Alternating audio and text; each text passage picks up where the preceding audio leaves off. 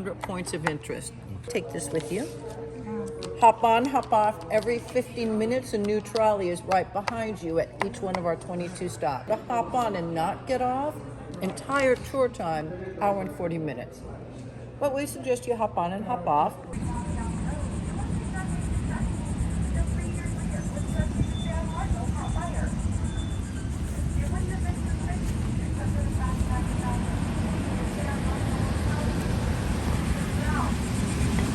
Well, the water hose from the local fire brigade had mysterious holes cut into them, which was suspicious. Stop number 2, this is the Visitors Information Center at the parking facility. They have a free history museum, a clean restroom, a little retail area, and a discount ticket booth. If you, sorry. The Mummy and a 2,400-year-old rug. I recommend it. It's one of my favorite places to visit. They have a Spanish, English, and French tour. I recommend the French one. I don't speak French. Have a good time. Smoking, vaping, or consumption of any kind of alcohol on the trolley. Remember, as a courtesy to the other guests, keep our conversations and self-conversations to a minimum, but whisper if you must so that everyone gets to hear and enjoy the tour. As we roll around the in our beautiful city, we're going to talk a lot about our Spanish history, and you're going to think we should be mentioning more of our British history, but we don't have very much British history.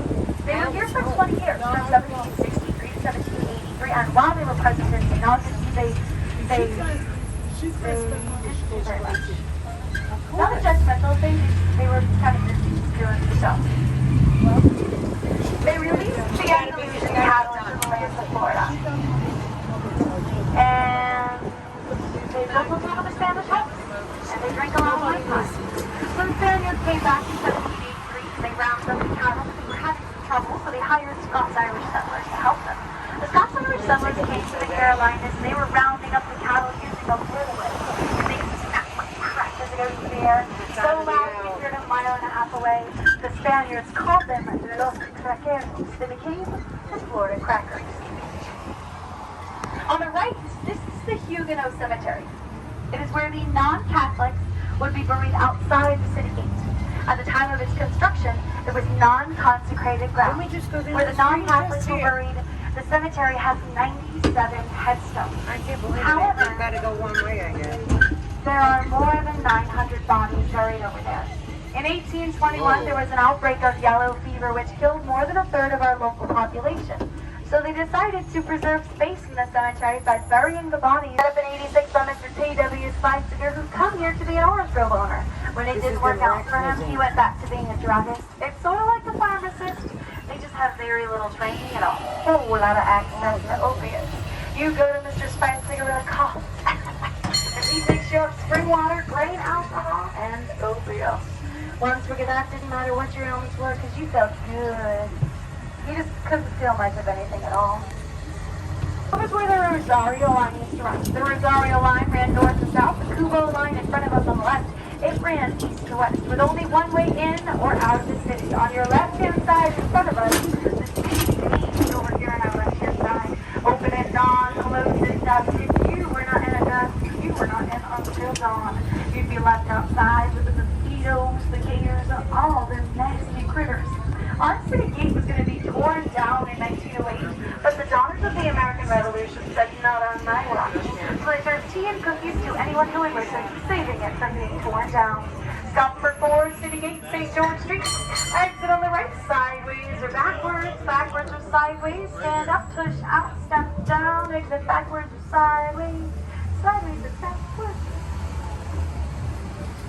Your left, the Castillo de San Marcos is made out of coquina. It's a very durable material. Actually, it comes from the ocean like clay, but the Castillo is not the first, the second, the third. It is our 10th Castillo de San Marcos. The 9th was burned by Robert Searle, a hired tyrant.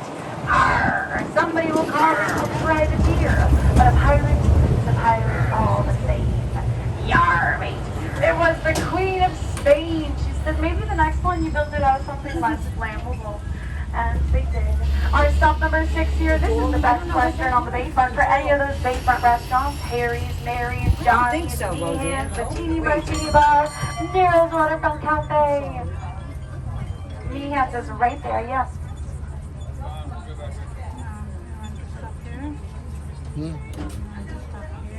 This is all the rest.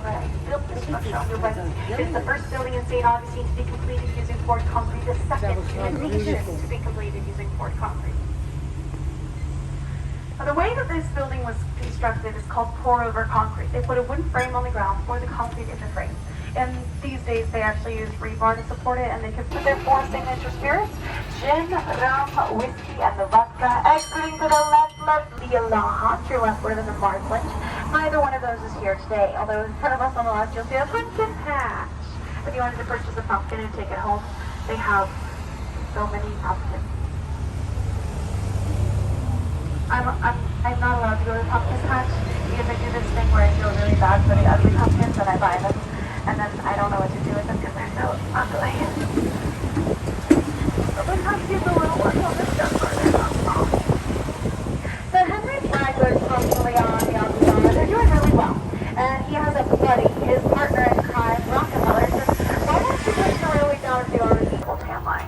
Stop number 16, this is the marina. Exit on the right-hand side, sideways or backwards. Watch your step and watch your head. Hi, guys. Just on your left, rolling past by the marina. In the marina today, there are some wonderful tours. I always mention the Black Raven, even if they're not in port. The Black Raven is the one because pirates. There's a terrible pirate joke. What pirate joke ever? It's horrible.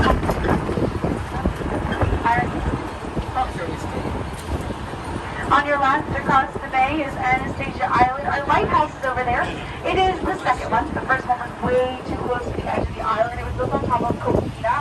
This one on your left was built 20 years after the first one. And it is 219 steps down. 219 steps up. 219 steps down. Personally, I can confirm the 219 up.